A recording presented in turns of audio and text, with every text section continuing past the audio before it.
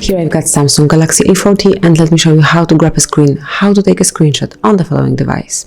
But at first let's open some display that we would like to capture, maybe the calendar. If you would like to show someone that you have no plans for July, let's open it and then tap on power key, all together with volume down key, hold them for about 3 seconds. And that's it, the screenshot has been made. Now you can find it in the gallery, so let's open the gallery. And here is the screenshot. Now you can edit it, share it with your friends, delete it, add to favorites, or open some advanced options so it can be also set as your wallpaper, and you can print it or do whatever you want to with this screenshot. And then let's go to the second method. For example, let me open the Galaxy themes. So if you would like to show someone how many themes you've got, simply make this move. So just slide with your hand right, and it has been done.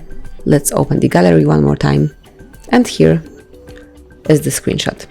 So that's it. This is how you can grab a screen in your Samsung Galaxy A40. You can do it whenever you want to, whenever you need to. Thank you for watching. Please subscribe our channel and leave the thumbs up.